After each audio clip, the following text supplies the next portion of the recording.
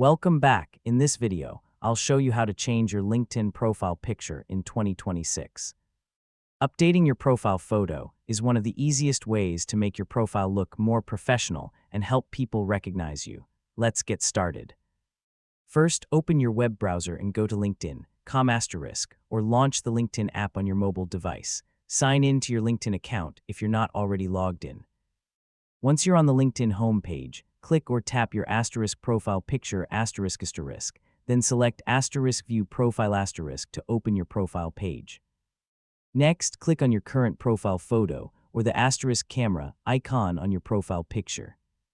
A menu will appear with several options, including Upload Photo ***, Take Photo * if supported, ***, Edit Photo ***, or Remove Photo ***. To upload a new picture, select **upload photo and choose an image from your computer or phone. For the best results, use a clear, high-quality photo where your face is easy to see. A professional-looking headshot with good lighting works best for LinkedIn. After selecting your photo, LinkedIn will let you crop, zoom, and reposition the image.